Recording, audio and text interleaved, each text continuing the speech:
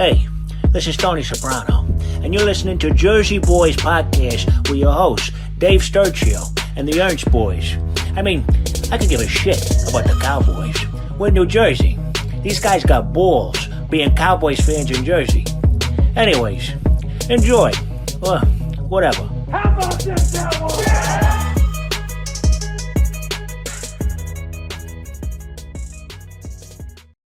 Cowboys Nation, how is everybody doing out there on this fine Tuesday afternoon as we record this? It is August the 12th, another episode of the Jersey Boyz Podcast. Dave Sturchio alongside nationally known comedian Bret Ernst. We are officially 0-1. The season is doomed. By the way, don't you feel how light the podcast is now? Like we could talk positive. There's no Grinch. There's no Grinch right now. Hopefully he'll be joining us in a little bit. He got tied up with some stuff, but you know, I'm very interested to hear the Grinch's take on a couple things that went down on the Cowboys. Rams loss 31-21 to the Los Angeles Rams.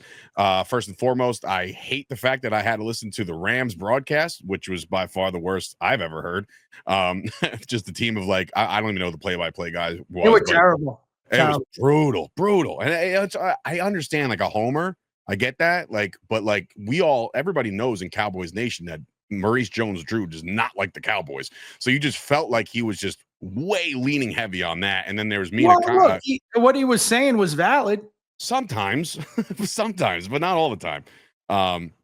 Anyway, that goes without saying. But anyway, we saw a lot of things to really dive into today as the Cowboys return to the practice field. They have two padded practices this week, Tuesday and Wednesday.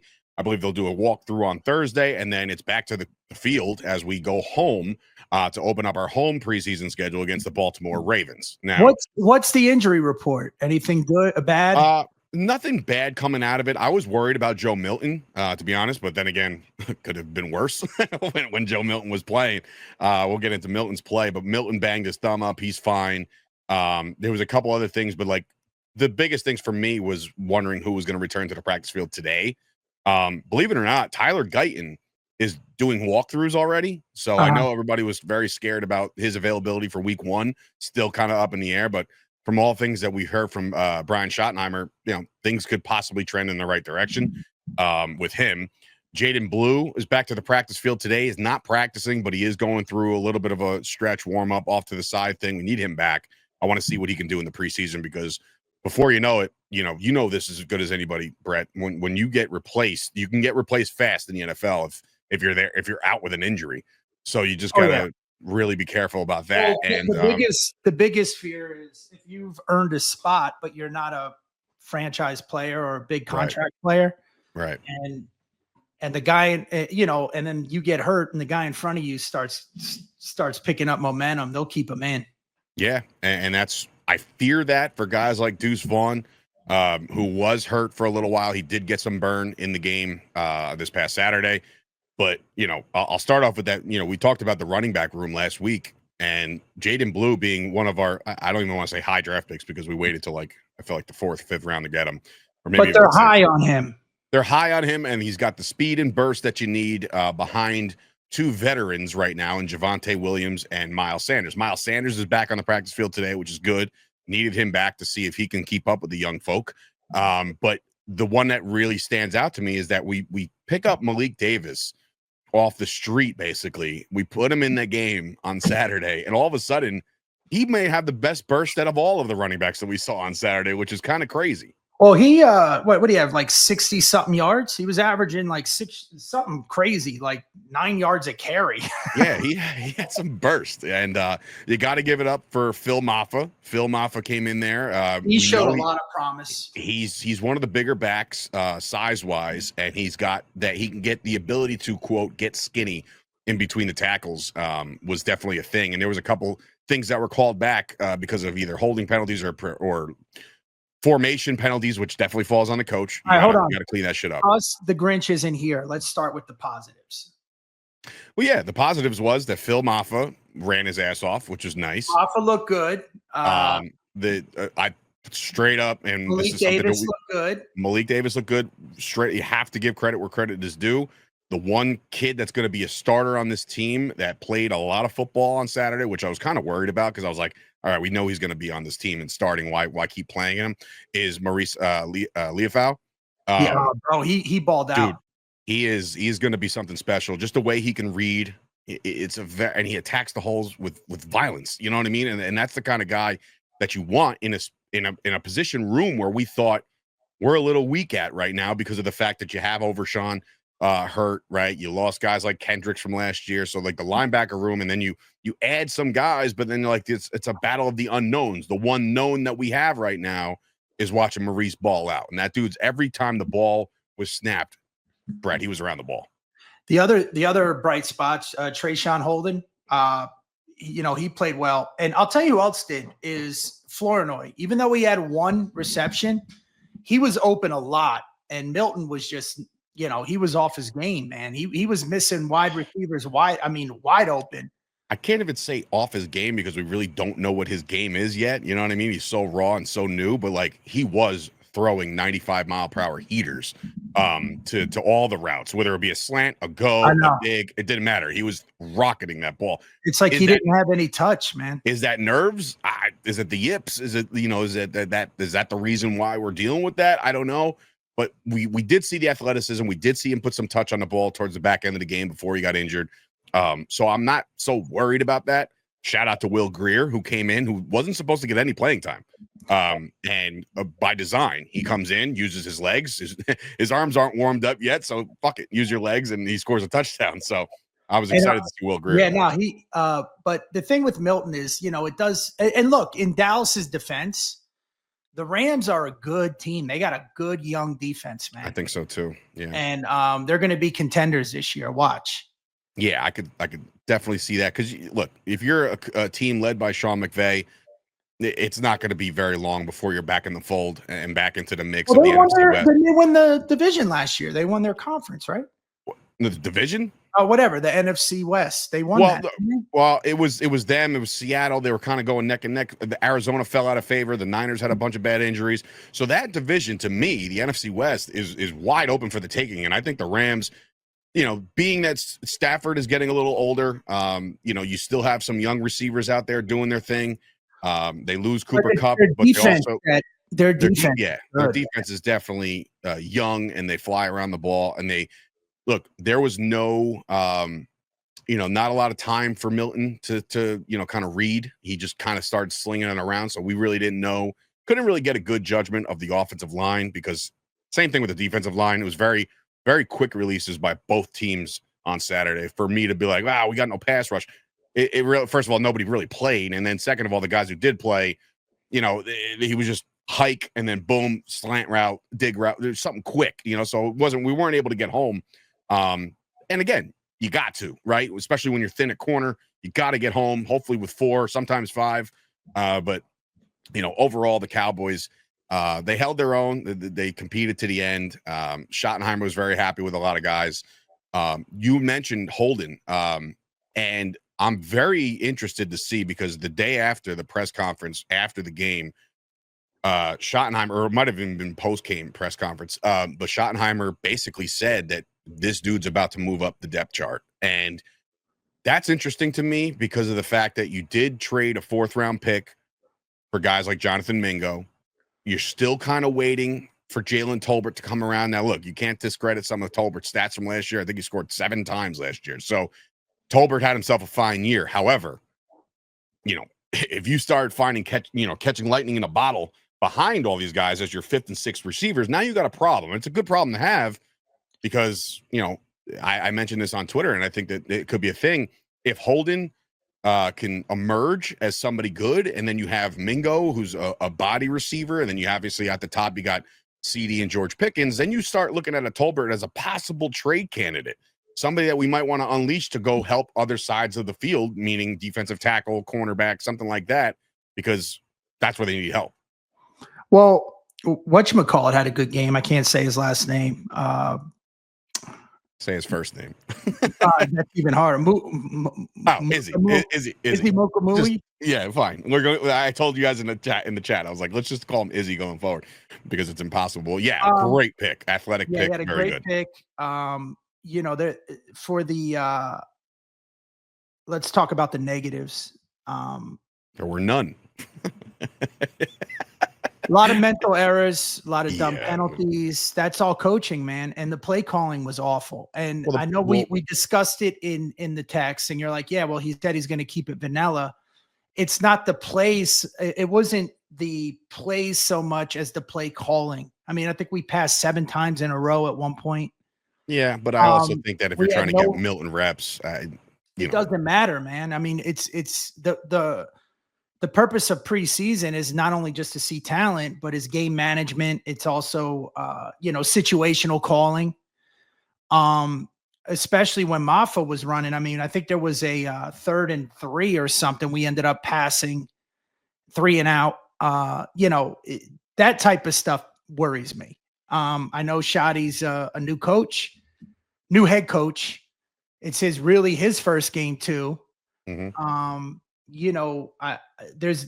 You want to be optimistic, but you also want to be real. And I wasn't happy with the play calling. I mean, we had no rollout passes really. Because I bet Milton could throw on the run. Oh, Milton, listen, there's no mistake about it. Milton can throw the ball 90 yards on a rope, and I'm not fabricating that. He can do something like that, right? He's got a hell of an arm.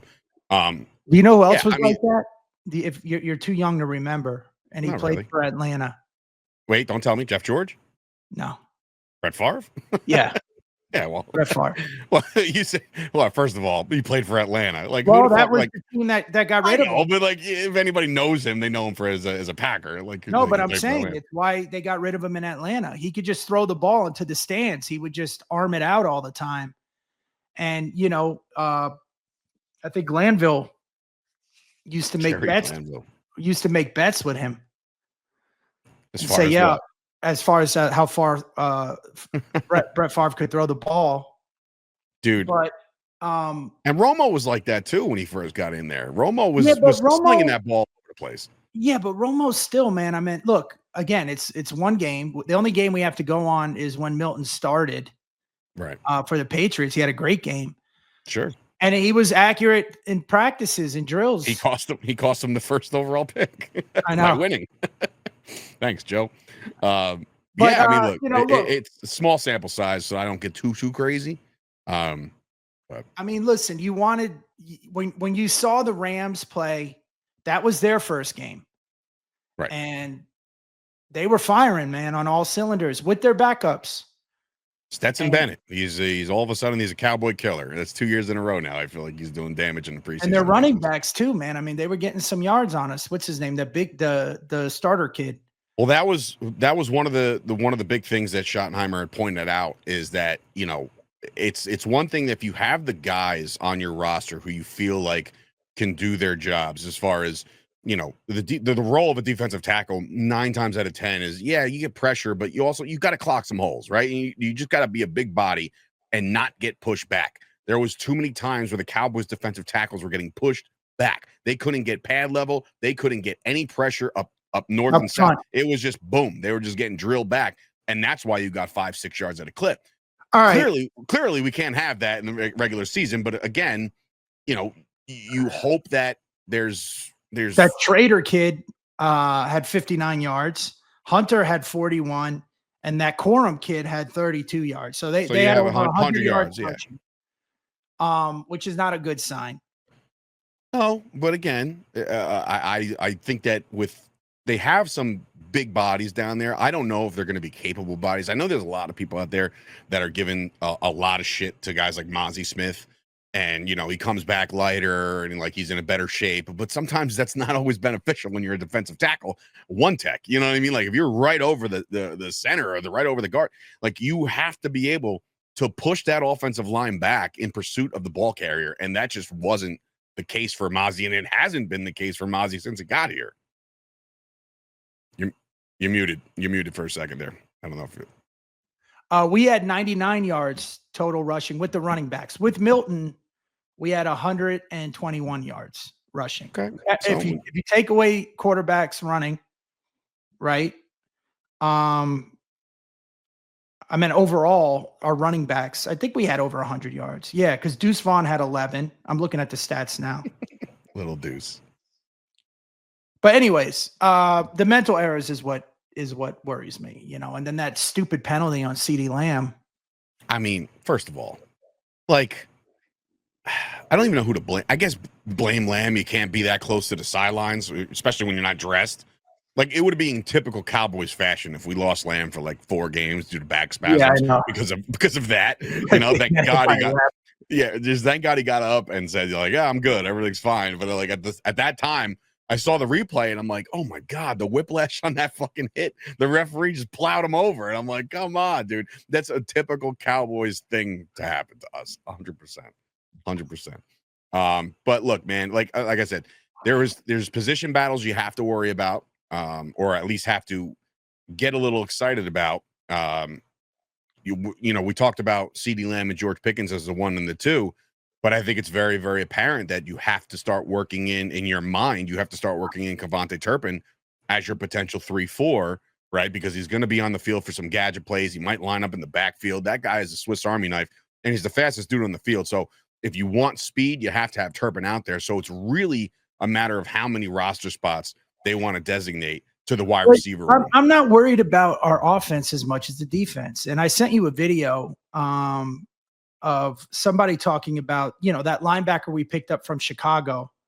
We need a heady linebacker. That's what he referred to it as, because we're not investing in the big bodies up front. And the D-line is going to be another problem. I mean, edge rushing, it's the middle, man.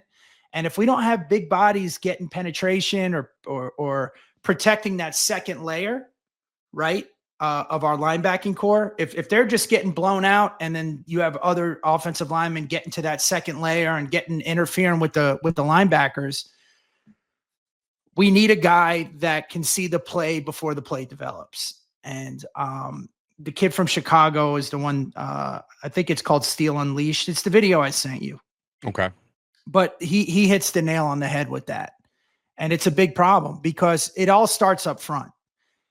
If we're not getting penetration and we're not getting a decent pass rush, our DBs are going to get burnt. It happens to every DB. I don't care who you are.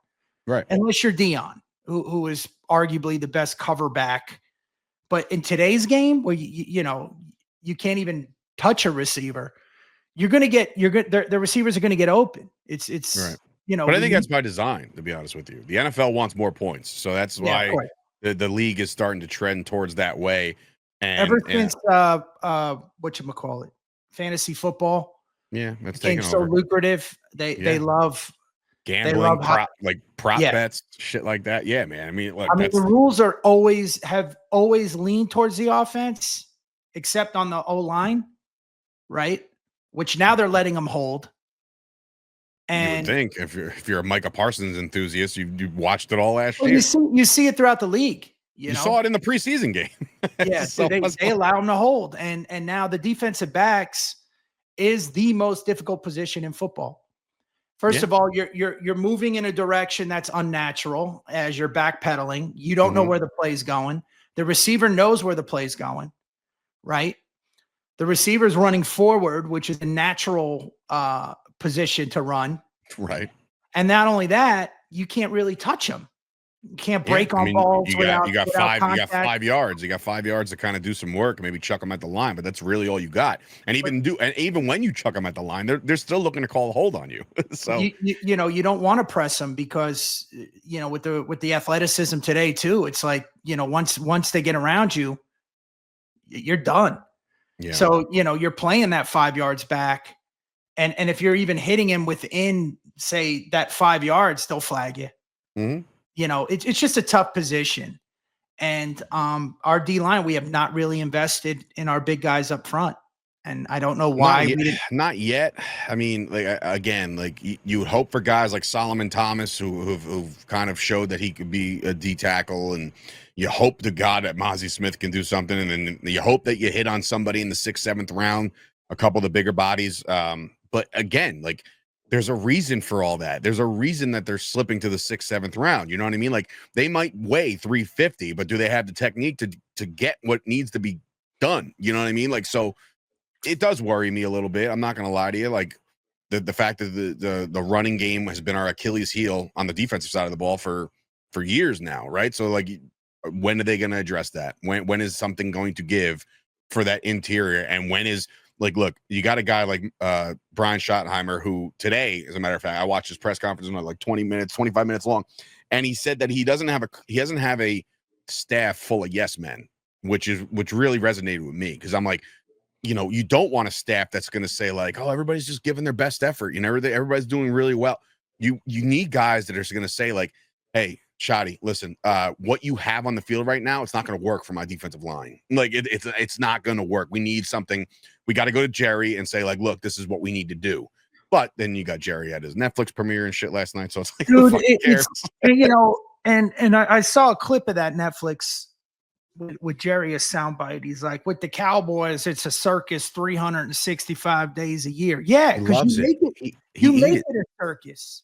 But you know what's great? I don't know if you realize this, or go back and, there's a lot of clips surfacing, because last night, like I said, everybody was very jazzed up about the Netflix premiere and the who's who were there. And, but guys like Emmett and Mike were also there, and they had a couple words about the drought, or the 30-year drought, like what really crumbled the 92-93 team after that. It was simply Jimmy Johnson. You know what I mean? Like, you would think about this, and maybe you can agree. It is the biggest move in Cowboys, all right, past the 70s championships, right? Like, because we won some Super Bowls with Landry, Staubach. We went to 5. But we won two of them, right? Right, but we went to 5 in like 10 years. Right. So like, we had domination at one point, right? But when Jerry Jones got there in 89, they were a piss poor team, right? They went 1-15. They had the number 1 overall pick and all that. And the rest is history. Everybody knows that. But do you think Jerry's biggest acquisition of all time as a Cowboys GM/owner, it had to be the hiring of Jimmy Johnson? Oh, of course. Right? Of course. I mean, like, I don't give a shit who's out there. Like, he made sure Jimmy Johnson pulled the best out of each and every player. And if you weren't willing to make adjustments or do the thing, he cut your ass, and that's it. But see, Jerry takes credit for that team, but you got to remember too, most of those guys were Landry guys, even Irvin. Well, that was I think that was Irvin. That was Landry's last pick, wasn't it? Or last year of picking, 88? No, it was 88, 89. Yeah. So then that was the last draft that he had. He got Irv 87, 88, because 88, 89 was Mike Sherrard, I think. Oh. But and Mike got hurt. He broke his leg or something. I mean, I'm going. Keith would fucking rattle this off, but I'm tired of living in the past. I don't even. It's still for me, and I'm sure it's this way for your father. The Landry are the Cowboys to me. When Jimmy Johnson came, it was great. It took a big adjustment the way they got rid of Landry. Didn't sit right with a lot of Cowboy fans. No. Then Jerry, he ushered in the new era of football, and now it's a different era. Okay, you can't really build a team like you used to. He's still hanging out in the 90s. Yeah, right he's now. still in the 90s. His mindset's in the 90s. He thinks handshake deals are going to be things that get like. Is he out of his mind right now, thinking that that's a remote possibility? That a player and a GM could shake hands, and that would be that's it. That's all you need. Like that's so delusional. It's such an old man thinking. Like he's yelling, like old man yells at the clouds. You know what I mean? Like he's this guy that just doesn't seem to get it anymore. And then when he every year we go bargain shopping, right? Like the first wave, second wave, even third wave sometimes of free agency comes and goes. We touch nobody. But then you're like, well, we got Miles Sanders and we got fucking, you know what I mean? Like, it's like you get these guys that there's a reason why they're still available in wave 3 of free agency. And you want to pull out the fucking greatest out of them. And sometimes they just don't have it. The thing with him too, is that, he's still looking to sell jerseys, and I get it. He's running a business, but at the same time, and I know you're in disagreement with this. I was big on Dak 2 seasons ago. We have soon to be 4 of the highest paid players in the NFL, and we don't even make the playoffs. Whereas a lot of these teams, they're assessing talent, right? Like we have like 5 guys that are above bar, and then the rest are either average or below average. Well, and you can't build a team like that anymore. No, and that's why, you think of the most recent success, the Philadelphia Eagles. Nobody likes to talk about this as Cowboys fans, but the Philadelphia Eagles owner, Jeffrey Lurie, you see him in the box every so often. But Howie, the GM, he's put together a fantastic roster, deep, young, right? And you're like, why can't we Spider-Man meme that shit up? Why can't we just be like, okay, let's take this recipe? It's because Jerry is set in his goddamn ways. And I don't know if even when listen, unfortunately, everybody dies, right? Everybody dies at some point in their lives. There's going to come a time where Jerry gets older quickly, gets sick, and has to step away. And then we have that done. Right. Do we have the answer sitting behind him? No, we got a clone sitting behind him. Rich is nuts because if you think about it, like, are we ever going to be able to build a championship team? Like, look at the Chiefs. Look at those Chiefs who won, 2 and 3 years or 3 and 4 years or whatever the fuck it was. Like, they have Mahomes. They invested $500 million in their quarterback, right? But they spread it out enough to make sure that they don't cripple any other position on the team. Now you're finding these diamonds in the rough. Isaiah Pacheco, their starting running back, 7th round draft pick. So it's like, wow, bravo. Then you look, Travis Kelce, he's aging a little bit. And, the GQ cover doesn't really do him any favors today. But what I will say is, like, you found him. You found Travis Kelce. You found all these receivers. You found the speed. You traded away Tyreek Hill, who was the fastest dude in the league, and replaced him with a faster guy. You know what I mean? Like, so, and the defense always has leaders and the coordinator, Spagnuolo. The guy's been to Super Bowls. He's won Super Bowls. This is what I'm talking about. Like, it's frustrating because I'm finally, maybe it's just me, turning a corner as a fan right now, because it's like, it's very frustrating to see how Jerry Jones operates as a GM. As an owner, he is lights out, above the rest. Nobody could touch Jerry Jones. And nobody. That guy can assess O-lineman. I'll give him that.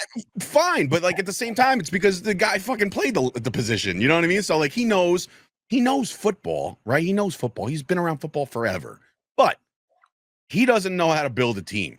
Because once free agency started, Brett, in 95 or whatever, 96, it ruined us. It was it. He was just like, oh shit, now what?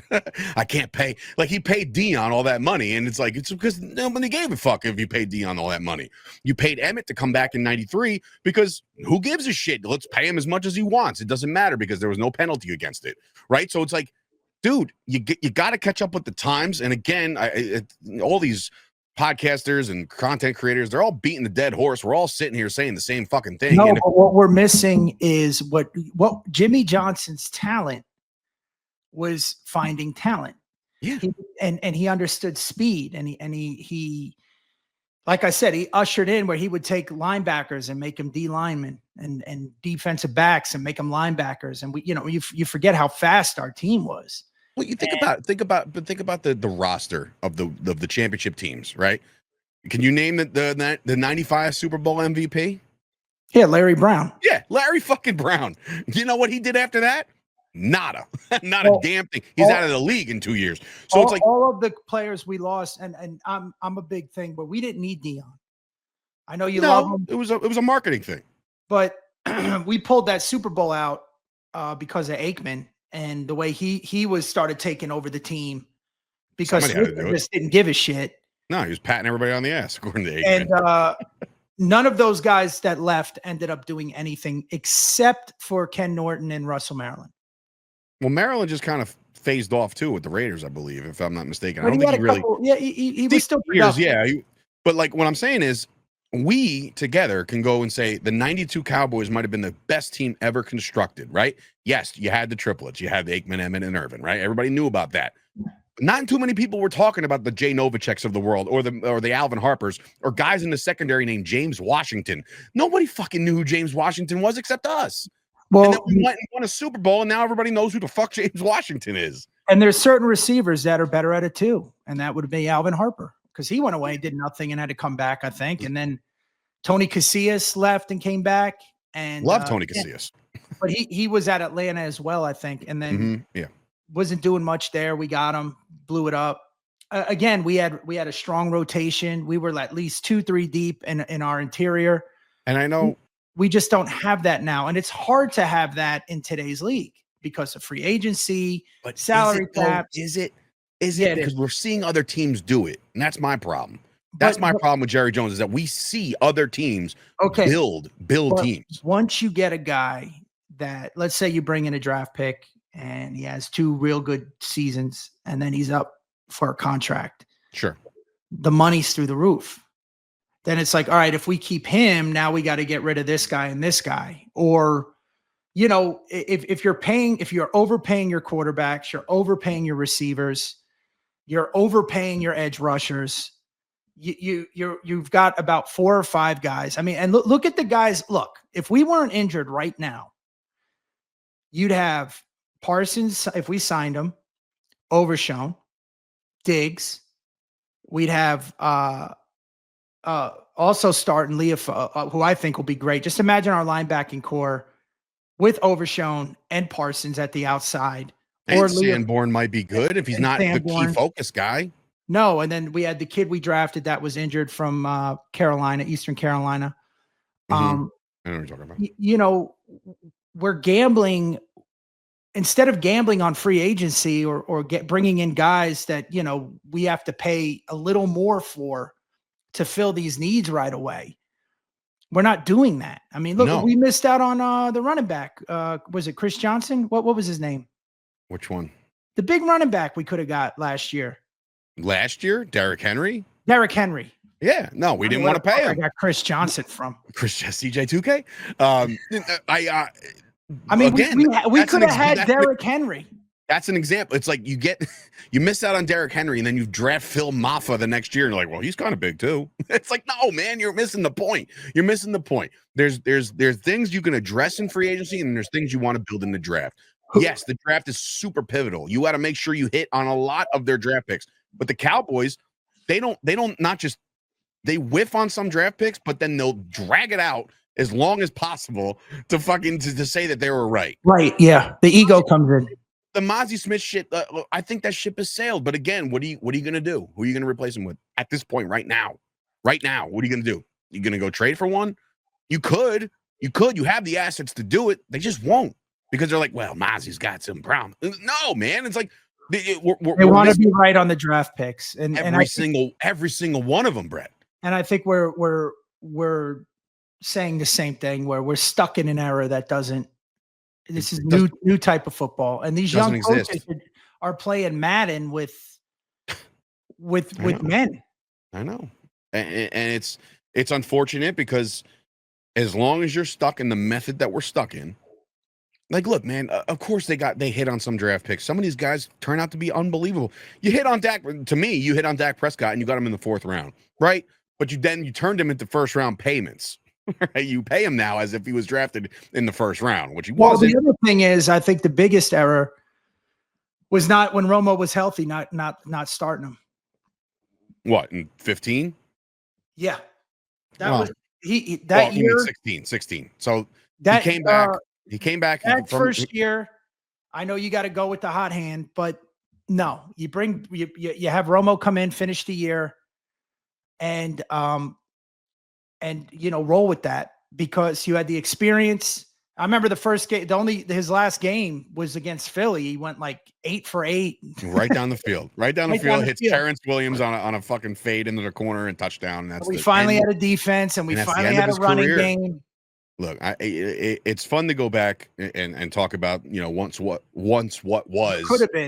could have been, right? And then you look at this team now as constructed, and I think there is some significant talent on this roster. I really do. I think Dak Prescott's going to have fantastic. I think Dak Prescott's going to have a fantastic season. You need season. Players, man. It's not about talent. And look, for me, I know it sounds crazy because Flournoy only had 1 catch, but that dude was open.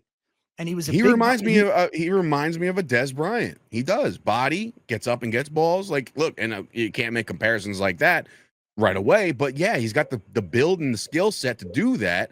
And but again, when is he going to get burned, man? When preseason, great, But after that, you're going to have CeeDee Lamb, you're going to have George Pickens. After that, it's I don't even want to consider it a question mark because I think, like I said, I think they have a a Swiss Army Debo Samuel type dude in Kevontae Turpin. I think he can play a pivotal role. I saw clips today from practice.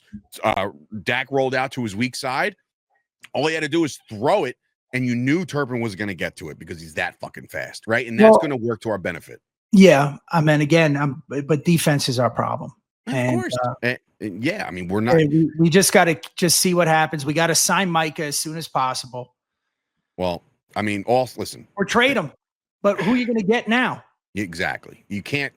That's why I think this whole thing is fluff, because I don't think you can't trade Micah Parsons right now and get value for this season. You can't do it, right? Unless you trade him for fucking, I don't even know what. Like, it would have to be a starting DT, a starting corner, a starting this, a starting that, another DH. He said, the only guy he would take is for Fred Warner. Yeah, well, again, that's not available, right? So it's like, so you can't trade him no matter what he's requesting, no matter what he wants to do.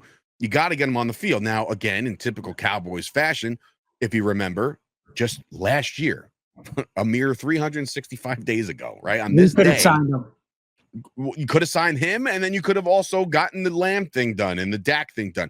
Do you realize it took till opening night, Thursday Night Football, for the Cowboys to sign Dak Prescott last year? But see, now again, we talk about Jerry being a good businessman, but he loses leverage. He doesn't, like, the longer you wait. He's got leverage on Micah. He absolutely does, and there's no question about it. Micah Parsons is on his 5th-year option, and then they can franchise him twice. So technically, he could be under the Cowboys' control for the next 3 years, and Parsons can't say boo. That's just the way it is. And if you want to sit out, sit out. You see what happens to guys like Le'Veon Bell. When he sits out for a year, his career is over, right? So, like, and that's a running back in a different situation. But I think Micah Parsons is a fucking unicorn. I think the guy should get paid as such, right? If he was waiting for these edge rushers to get their paydays, which they all have now, everybody's paid up, right? You got the contracts of TJ Watt, you got Myles Garrett, you got all these guys, Max Crosby in Vegas. Everybody's got their deal now.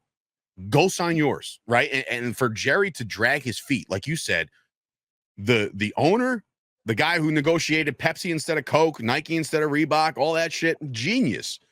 The GM, he doesn't know shit about fuck. You know what I mean? Like, we need a good talent assessing GM. And that's the thing. They have guys that are on their coaching staff and their staff in itself that are good at assessing talent, because Will McClay has crushed the draft, I think, in the last couple of years. He's got a lot of good players on this team now because he can evaluate talent. It's not hard to evaluate what Micah Parsons can do for your team. I would bring in Charlie Partridge, the D-line coach at the Colts, who was one of the best recruiters in college. And the guy just can spot talent, and bring a guy like that in, that could sit in your war room and say, look, I saw this kid in high school. I know every kid, and this guy's special. This guy's, this guy is a high, because we also missed on that linebacker from NC State last year to draft. Oh, that was your boy. Fuck, what was his name? Think of his name. Peyton something? I want to say something. Peyton? And that kid, he was balling, man. Yeah, I think he went. What, he went to Pittsburgh, if I'm not mistaken? Anyway. I don't know. Regardless. So we got the Ravens. Got the Ravens, right? And what exactly are we going to get out of the Ravens? You're probably not going to see Lamar, right? But you might see, who we're going to see? Our dear good friend, Cooper Rush. So that's what we're going to see. Can't wait for Cooper Rush's return to Dallas. Those tickets should be flying off the fucking charts. Which I'm really excited, to be honest with you, to watch Cooper Rush against the Cowboys. Hey, listen, I bet Milton has a good game. You know what I like too is he put it on himself. Worse, right? So, well, I'm saying he put it on himself. He didn't point fingers. And, let him get a rhythm, and run the damn ball. How about that? How about run the damn ball? I'm not talking about Milton. I'm talking about the team. Greer looked like a goddamn all-star on his series. He comes out there looking like legends of the game, sort of like Ben DiNucci. Will Greer was on fire. Oh, Greer is the guy. And listen, game respects game. His beard game is fucking incredible. If Milton was on his game, or what we're assuming is his game, we should have won that. I mean, dude, he missed so many open overthrowing, just behind. Do yourself a favor and do not watch like the All 22 and all that film shit, because it is, and I've done it and I've watched it, and it's just like, Oh my God, was there so many plays left on the field? But look, it happens to again. I'm not assessing Will Greer on one. I mean, Milton on one game, but No, that happens to everybody. I mean, like I said, Brett Favre was always off. like you said, he was throwing the ball in the fucking stands, and nobody Yeah. bat an eye. They were just like, he might have something down the line. And oh, by the way, became a fucking Hall of Famer. Yeah, I know. So not even just Super Bowl, Hall of Fame quarterback. So like, yeah. Is Joe Milton Brett Favre? No, but like, can we see more out of Joe Milton? Yeah, I think so. Dude, I mean, right? he's such a big guy, and he's fast, and he's got an arm. His athleticism is off the charts. Off the charts. I mean, he does standing fucking backflips. I couldn't dream of doing shit like that. Because let's be honest, that's our future right now. Like, if that goes down, unless you find somebody in the draft in the next couple of years, yeah. but if we're looking at patterns, there's a good chance Dak's going to get hurt at least 1 or 2 games. He'll be out this year. Again, we'll see. Well, let's just talk about the Ravens. Like I said, so in order for us to assess the Ravens, right? Like, again, we watched them in last week's game. We watched Cooper Rush. His first throw as a Raven was a pick. So now you're just like, cool. It's going to be one of those. But he settled in. He was fine. They got a couple other quarterbacks on their roster. Their running game is incredible. They got a kid that just he has a chance to make some real noise. Their running back, I'm drawing a blank right now, but the kid who played most of the game last week, he's very fast. So now it's an immediate test in the trenches, right? You want to make sure that you can stop the run, the ability to stop the run. The last time we saw the Ravens, it wasn't pretty, right? And I know it was, the regular season, so Lamar was in and Derrick Henry was running all over the place, but it wasn't pretty. We got ran out of our own building. So now, again, game result doesn't matter, but you want to make sure you put some shit on tape so we can at least next week when we're talking about this game, we can say like, okay, we have a guy that could flash at D tackle. Okay, if our corners are still banged up, this dude can make a play. Izzy can play in the slot, right? Like you can look at that 2 games. You'll have 2 games now under your belt with only 1 more after that before it's fucking time for the Eagles, which is mind-numbing in itself. But like you have to assess this talent this week in practice and this Ravens game, because there's not a soul that is going to play a lot in the season, in the preseason finale against, I think it's Atlanta, if I'm not mistaken. But like I can't imagine anybody playing in that game of note, because you really are getting close to Philadelphia. And remember, our season starts 4 days before the rest of everybody. So we really got to make sure that this game coming up right now is the game that you have to evaluate your talent more than any other game in the preseason. Game 1, you want to get your guys reps. You want to get guys, throwing the ball, getting loose, getting stretched. Let's see who can pursue the ball carrier, all that shit. Fine. Game 2 of a 3-game preseason is the most pivotal one. And again, I don't give a fuck if they win the game. It doesn't matter. We got to see some shit. We got to see that this team has some kind of promise and depth. Because again, Brett, the guys who don't play, if they don't play, we got to make sure we have guys that can fucking play and step up. Well, again, our trenches. That's the key. Our D-line has been, again, the Achilles heel. We want to see cohesiveness with the backups on the O-line. And we want to see Milton hit his targets. Schottenheimer straight up said it. Any more pre-snap penalties is going to bench people. Dude, doesn't give a fuck have who they that. are. You can't have those. That's all. And But you also, by the way, that's how you fix a problem. And look, I think Shotty's heart's in the right place. His head's in the right place. I know he was saying he doesn't surround himself with yes men, but I hope he's not a yes man with Jerry. And because Jerry likes those. Oh, I know. I mean, again, we're not in the office. We're not in the rooms. We don't know what the hell's going on. We just always see the end result. And again, if you watch other teams, they have similar problems. Sure. You know what I mean? I mean, even KC, they fell apart against the Eagles. The Eagles, unfortunately, lost their starting left guard for possibly a couple of weeks, so probably won't be playing against us.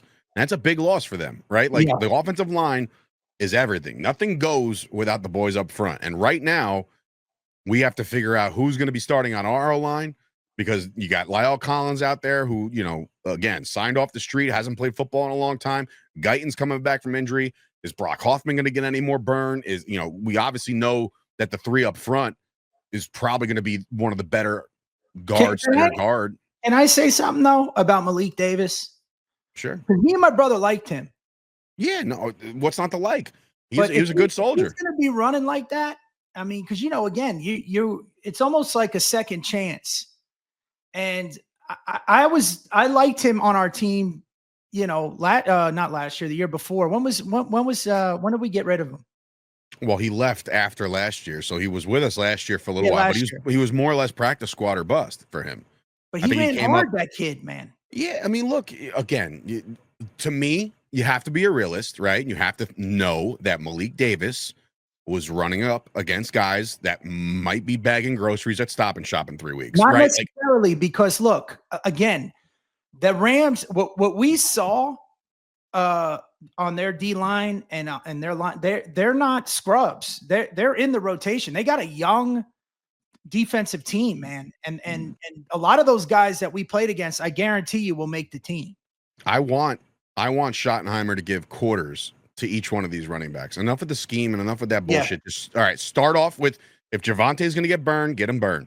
If Miles Sanders is going to be a go, give him a go. If Jaden Blue is going to be a go, great. In that fourth quarter, we need to see more Phil Maffa. We need to see your boy Malik Davis. We need to see these guys.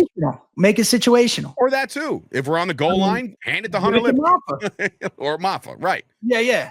So I think that situational stuff will be called. I think that he already kind of went and cleared it up that he's going to play a lot more people. But then he's going to also take away snaps from guys who play too much. So we might not see too much Maurice Liufau. We might not see that. I don't know. But like, all I know is you got to see what you have, because again, like we were saying last week, it's no more weekly cuts. You know what I mean? It's like 90 to 50 fucking 3. And then you got to hope which guys.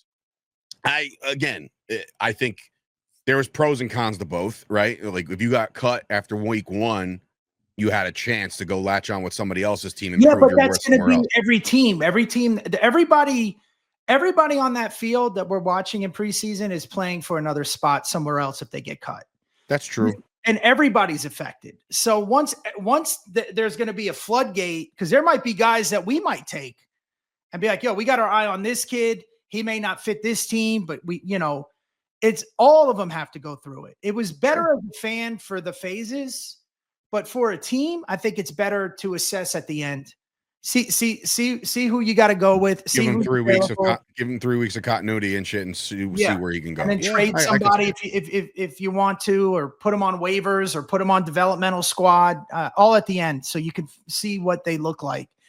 Because again, man, when and I've never played in the NFL, right? My highest level was college, but it's a different speed, and they got to get accustomed to it. Because everybody out there is one of the best in the country, even the third teamers. It's not like, Yeah. I mean, it's the same thing I say about starting quarterbacks. Whenever somebody says like, this guy stinks and he's the 32nd ranked quarterback in the NFL. Yeah. Well, there's only 32 of those spots in the world. So who's that basketball player the white dude that plays people when they're like, you're not, well, I'm still better than you. You know what I'm talking about? He plays them in one-on-ones. He smokes everybody. I thought you were talking about like guys like Jake Paul who fight guys after their prime. No. He's an NBA player that everybody talks about.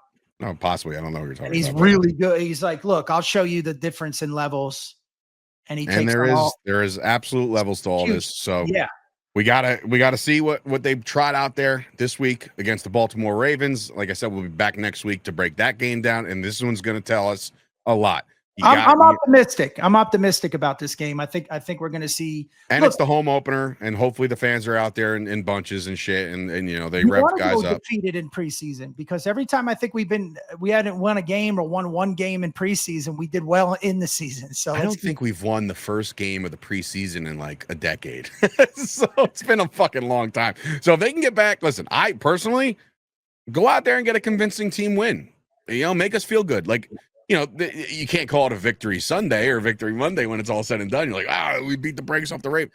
Can't do that. Can't really analyze the score, but we can pretty much get an idea of who the fuck is going to be around on this team going forward. So that'll do it. All right, let's wrap it up. I got to make some calls. Yeah, he's got to call Jerry and see what's going on with the defensive line. We're beating a dead horse here. Yeah, no, I understand that. So listen, enjoy the Ravens game. Let's stay injury free. There's a whole lot more practice to happen. Stay tuned. When is the game? When is the game? Saturday or Sunday? Saturday night. Yeah, Saturday night. So if you want all things Cowboys, I'm a very active member on the Cowboys Twitterverse. You can follow me at Dave Sturchio. I'm going at it with a lot of people. You know, I said you say one wrong thing, and oh boy, you should put our ads on the bottom of our screen. That's true too. Yeah. Well, you're not as active on Twitter anymore, anyway. I will be. I just brought on some social media people. So there you go. There you go. Name up. All right. Well, even with this podcast. Yeah. No. Let's do it. Let's get some more money at everything. Let's do it. All right. Sounds like a plan. So for Dave Sturchio and Bret Ernst, and of course the Grinch, wherever he may be, enjoy the Cowboys. I gotta admit, the podcast is not the same without the Grinch. It is definitely not the same. It's not as thorough and it's not as in depth. I want to say we threw a lot of generalizations out there. Generalization. The Grinch, it's who wants to hear a happy? He'll pick us apart. I can't wait. I guarantee he'll listen to the podcast right after this. As soon as it's posted, he'll listen, and then he'll say, "I'm you guys" on Saturday. So when we're playing the game, because he does this when we're talking. He looks to the side, and then he's like, "You gotta tell," and he just goes. That's how it is, and that's how the Grinch is. You should have him at Thanksgiving dinner when we're losing. Oh my God, I'm intolerant. I have to, you know how many Thanksgivings I ate alone? Like, because I just can't be around people. I don't give a shit. Oh, it's just a game, Dave. Don't worry. Like, what do you mean? We respect your loyalty. But, we have little Sturch that's always optimistic. Well, this guy, da-da-da-da. I think I'm turning a corner. And it's not going to be like bitter old man Sturch, but it's going to be a little bit more on the real side. And, if we stink, we stink. If there's holes, there's holes. We'll fill them all out. We'll break them all down. I don't know anybody's name. I don't even know who I said. Charles. If I had a fucking, I don't even know if I had a nickel for every time you said, what's the game? What's the guy's name? Like, oh yeah, shitload of nickels. So that'll do it. I said Chris Johnson over Derrick Henry. I don't even know who Chris Johnson is. Didn't he play for like the Bengals or something? No, he's a Titan. And I say CJ2K. He ran for 2,000 yards. So he's not some bum. That's what I was thinking of. They just also fell off the face of the earth, like most Cowboys do. So that'll do it, everybody. I'll see you guys next time. Hey, this is Tony Soprano, and you're listening to Jersey Boyz Podcast with your hosts, Dave Sturchio and the Ernst Boys. I mean, I could give a shit about the Cowboys. We're in New Jersey. These guys got balls being Cowboys fans in Jersey. Anyways, enjoy. Whatever. How about this, Cowboys? Yeah!